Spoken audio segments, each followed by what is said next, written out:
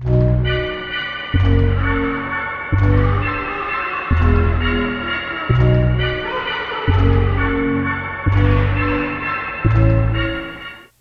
and welcome to the second episode of Thom and Mandy's Movie Madness podcast. So what we're doing right now is we are working our way through all of the Halloween movies. First episode we did Halloween, John Carpenter's 1978 Halloween. Mm-hmm. And we are now moving on to the sequel, Halloween 2. So to start with, spoilers, going to explain a little bit about where we are, what's going on in this movie. If you haven't seen Halloween, I'm sorry, or Halloween 2, I'm sorry, we're going to spoil. You're probably not going to want to watch this. I recommend watching them first. Yeah, because we're going to talk. We're talking. So the first Halloween starts with a young Mike Myers, literally a little kid, putting on a little clown outfit and murdering his sister. And you can also watch our first review. We go into more detail about it. We didn't. That's why I'm saying this, because we didn't actually go into detail. I did. I talked about the clown outfit. I totally did. Anyway, cut to, was it 16 years later? I can't remember. Cut to 1978, when Mike Myers has been in an insane asylum and under the care of a Dr. Loomis, and he escapes and heads back to his old hometown of Haddonfield, where he starts killing people again. And for some unknown reason, he seems to be focusing on Jamie Lee Curtis's character, Laurie Strode. And so kills all of her friends, and at the end, Dr. Loomis shows up just in time to unload a revolver into Mike Myers. He falls to his apparent death, only he's gone. And that's the end of part one. And was supposed to be the end of everything. John Carpenter didn't really do this with the intent of doing a part two, but franchise, so gotta do part two. Cha-ching. Yeah. So part two starts, unlike any other, I think, sequel I've ever seen. Usually it's like 1 year later or whatever. This is same day. It picks up right where they left off, which is interesting because filming was about 2-3 years later, so that gets to some stuff we'll have to talk about later. I think they used the same footage, though, of the kids running out of the house to Loomis, and then it's kind of da-da-da-da. Like they grab what they can from the first one. Part two, though, is people freaking out. The town finds out Mike Myers has killed a bunch of kids, including the sheriff's daughter, who's been running around the first film with Loomis. And Laurie Strode is taken to the hospital. And no one knows, where's Mike Myers, what happened. And it looks like maybe Michael Myers is killed. They think he might be dead. And then there's not a ton of plot to explain. Basically, Michael Myers knows that Jamie Lee Curtis has been taken to the hospital, and he heads that way to get her. And along the way, kills a lot more people, because that's what he does.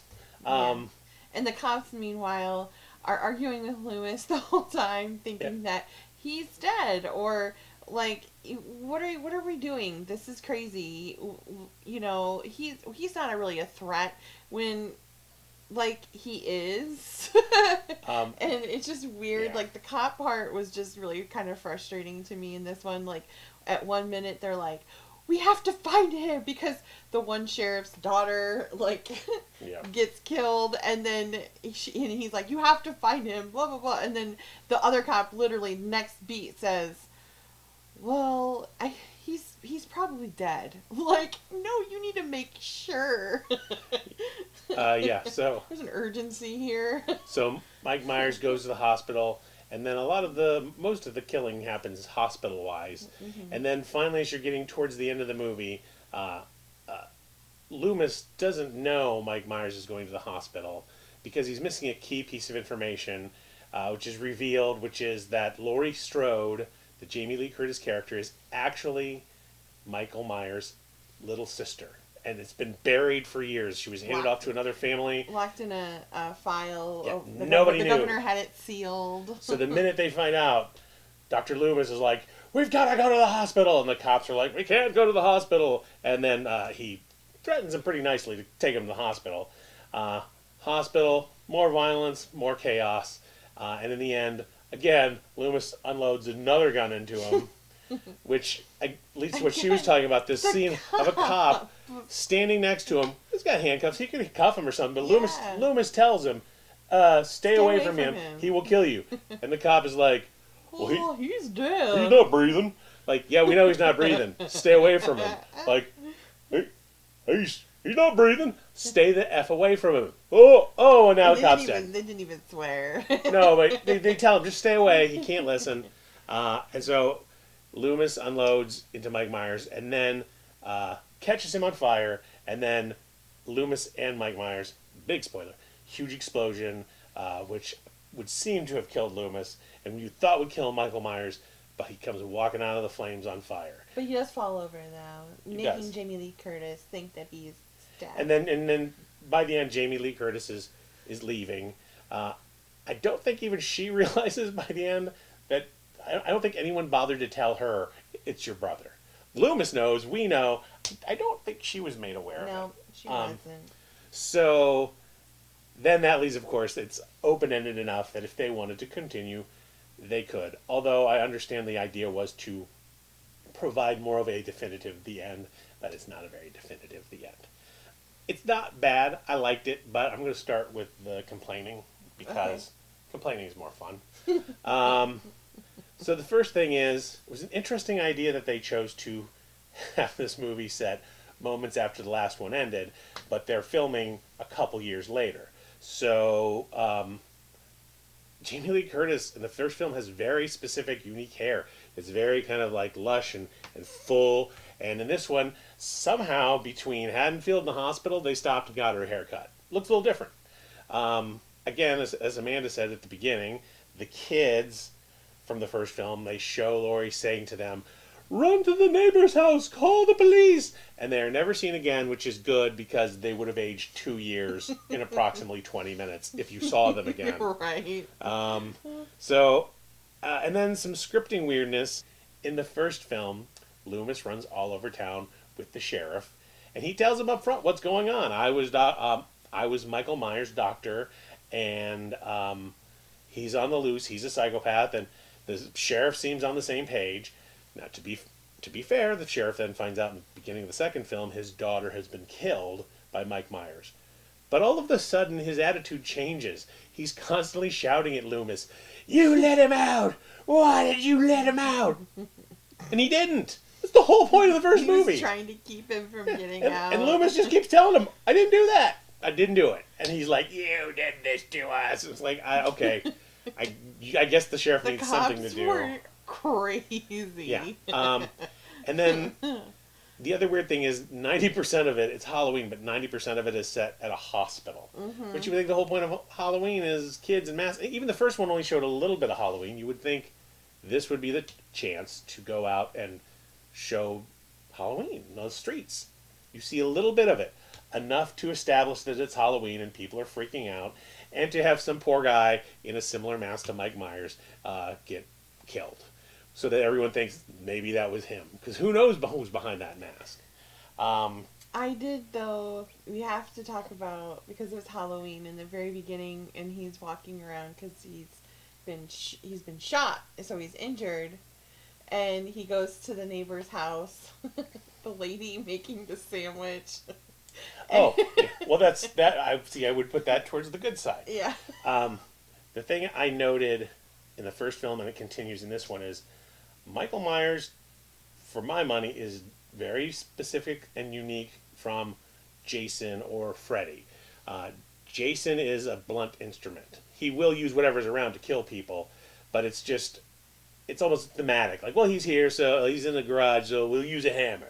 Or a chainsaw. There's not much thought to it. Mm-hmm. Freddy's almost too clever. Freddy's like... He has his little knife glove. Yeah, he's like a performance artist. Mm-hmm. Like, oh, I know what I'll do here's the thematic for this kill. Tee-hee-hee. Dreams! Whereas Mike Myers, I get the feeling he's not a lumbering idiot. There's something going on in his head. He's just not talking.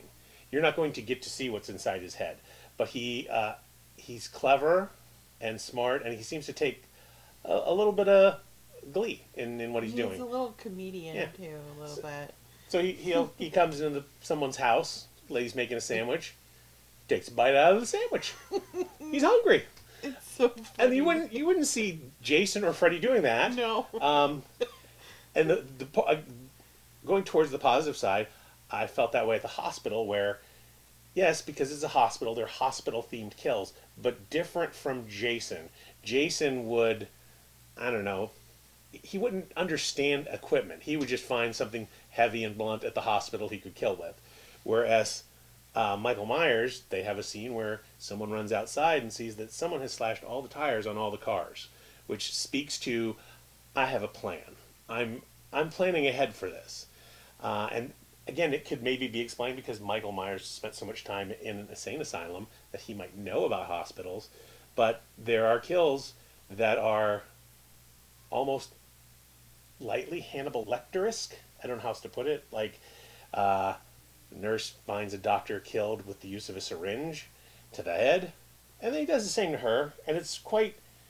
I don't think Jason would think to do that. It was extra creepy, or somebody who was set up with an IV to just let their blood drain out.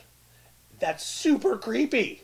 Like, he could have just like pummeled them, but no, he knocked him out and let him bleed out, and that's messed up. But you would consider that a good thing then? Because we were just talking about bad things. Well, I mean in terms of the production and the story, because that's clever. That's not your typical slasher movie.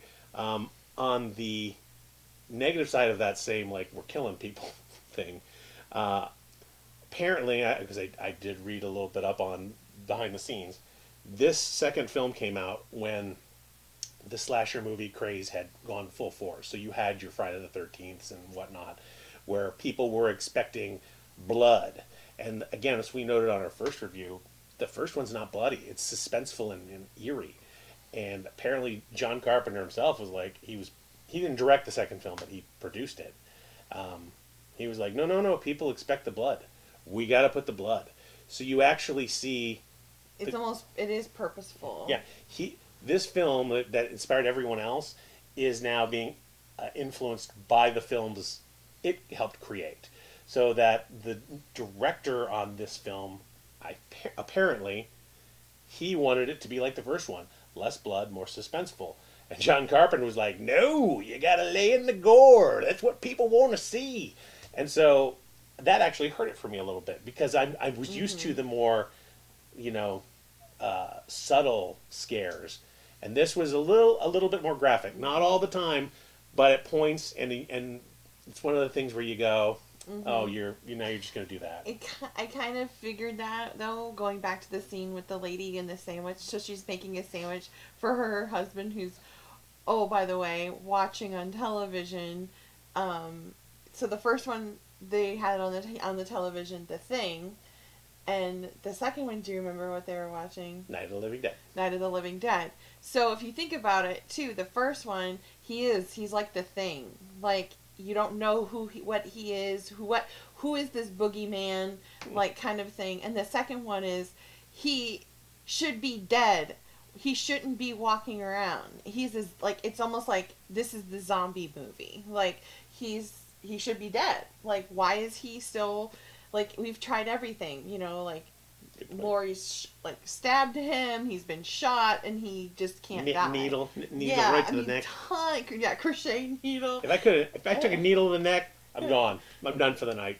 That's Halloween. Good night. Yeah, and it's just like, so the guy's watching the Night of the Living Dead, and the lady's, making a sandwich, and talking, to her husband through a doorway. And she has her back to the back door, which for some weird reason, too, in Haddonfield, they don't lock their doors. They don't lock their doors. They don't lock their windows. Their doors are just wide open. Wide open. She has her back to the door. Michael Myers comes in. You see Michael Myers behind her, and she's talking like, oh, you must be sleeping, saying all this stuff. And she's in the middle of making a ham sandwich. She had 2 ham sandwiches with them both open. And then when she turns around to go back to the sandwiches, one sandwich is gone. There's blood. Yeah, and there's blood, like, in place of where the sandwich used to be. So, because he's bleeding, because he's been shot. And so there's blood, like, he's dripping blood everywhere. And it's just like, that's your first indication. That was my first indication that, okay, we're going to see a lot more blood in this movie. Like, you didn't see blood like that. Like I said before, when people would get stabbed and everything, you didn't even see blood splatter on him. You know, which, this second one, there's blood. Definitely. It was also strange. One of the things I like about the Halloween movies is that they have a good ominous backstory that they never fully explain. It's just enough to kind of pique your interest and your curiosity. And that usually figures in with Loomis. I don't know why a psychiatrist knows so much about the evils of Scotland, but Loomis knows everything about the evils of Scotland. A word's written on the wall, and he's like, that's Scottish for Dance of the Dead. And you're like, why do you know that? What is happening? But I enjoy Loomis. Yeah. The problem is that I love those elements of the film. I want to see those play out. The backstory with Laurie, all of that. But at the heart of it, it's still a slasher movie. So you have Loomis and you have Laurie Strode, but then they kind of get sidelined so that we can go kill people. So you start with this great backstory and these characters that are in place, and then it's like, pause button, we have to introduce you to about 7 to 10 people who are pretty stereotypical, and they're not going to live very long. But we need to do that. So let's go to the hospital and see the orderly who's like, hey, what's up, everybody? You're a hot chick. Oh, the EMT. Yeah. The EMT people, the guys who brought Laurie in or in it. You have some nurses, you have a couple doctors, and of course the EMT people are like, you know, they're the ones that are the troublemakers. Yeah. And I'm just watching going, can we kill these guys? Because I'd like to get to the backstory. I like that. Yeah. But maybe by contract, I don't know, Jamie Lee Curtis is at the beginning, and then she falls into a coma, and she's gone for the middle of the film. And Loomis, as per usual, wanders the town, lost for most of the film, going, I had him. Where is he? Where'd he go? He's driving behind him. And then, he's the Deus Ex Machina of the thing. At the end, he's going to show up and kill Mike Myers. But we're like, if you could do that quicker, there'd be a few less deaths. But... so it's this mixed bag of like it's like this meshing of two different things. It's the long-term story and the short-term idiots who need to be killed because that's what we paid our money to see. I did appreciate though, and this is another thing too. I know in the first movie I did say appreciate a lot. I appreciated that it was a smart, scary movie where I felt like it wasn't as gory, and I appreciated that. I just want to clarify because I watched back that video and I noticed I said that a lot. So I just want to be like, okay, let's finish my train of thought and say that I appreciated the movie not being gory and being like thought through. But this one was more gory, and I appreciated that. I totally forget my train of thought. You still appreciated the film for what it was? Yes, I appreciate the movie for this movie for what it is, and I appreciate that it's following through with the story from before. But that they like, for instance, did it take advantage of let's just throw in some gore, let's just throw in some unnecessary violence, like you see I remember thinking, oh God, don't kill the babies, because Michael Myers goes into, spoiler alert, into an OBGYN area where all the just delivered babies are all in this room, and they're all in their little beds, you know, and Michael Myers is in the nurse's station around the corner looking through the window, and you see a whole room full of babies that were just born. And I'm like, oh, don't do anything to the babies. Instead, he goes in and he feeds them. He gets a bottle. There's a scene. Most of that was cut because... Right. It's in the deleted scenes. Yeah, it's kind of weird. No. Yeah. That would be funny seeing him with an apron on and a bottle. With the music playing. In a rocking chair. No, but I appreciated that he just, like, stood there, like, off to the side so they couldn't see him. But all the babies are like, la la la. And I'm like thinking, how crazy would that be to be one of those babies and you grow up and you're like, oh my gosh, I was in the hospital when that crazy stuff went down. And, like, you would think, like, a crazy mass killer person would maybe just kill anybody, but he has, like, a thought process to who he goes after. He doesn't just kill somebody just because you're laying in a little baby bed. Something else I noted, again, I noticed Jamie Lee Curtis, her look changes from the first film when it's just supposedly been a couple hours.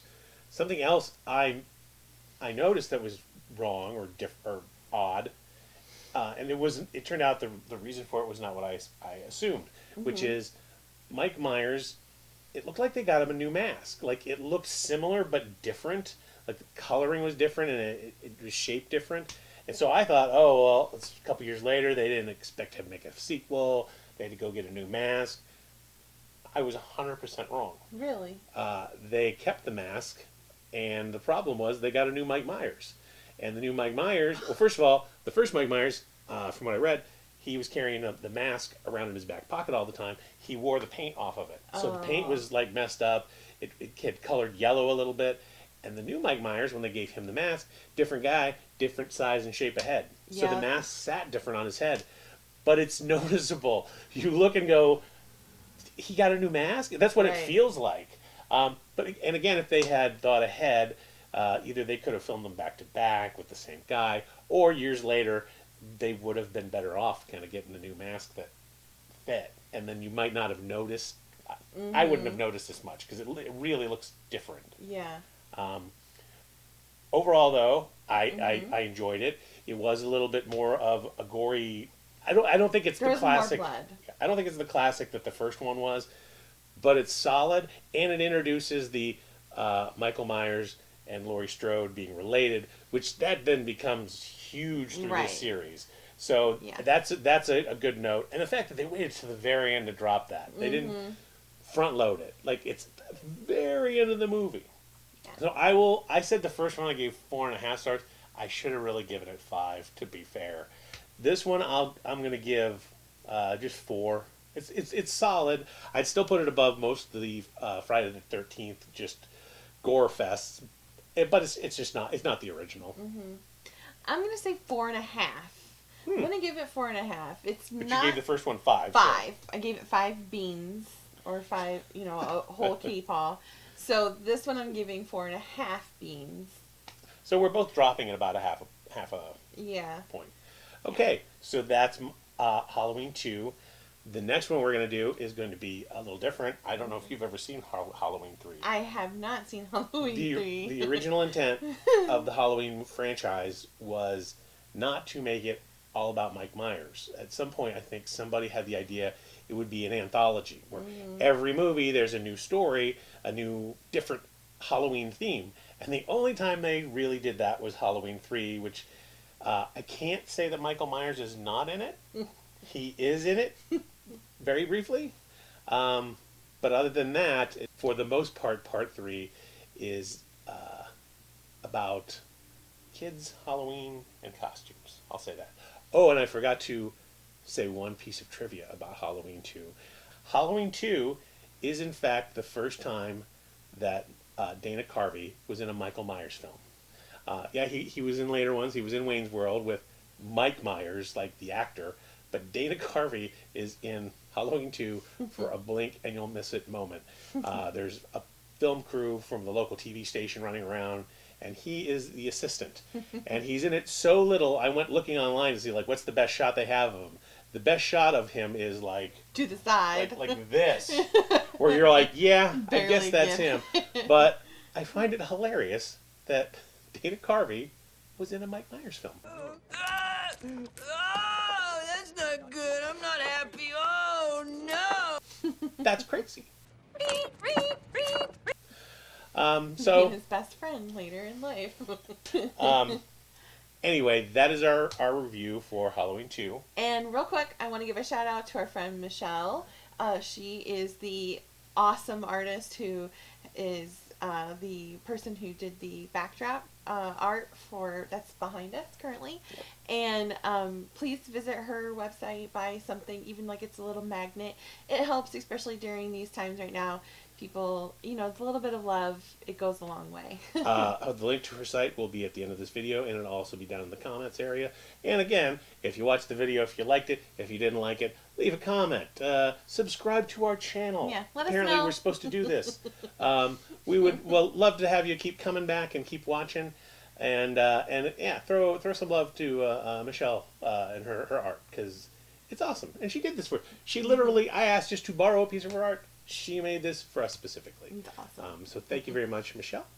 And we will see you next time Yes. with Halloween 3, Season of the Witch. Bye. Bye-bye.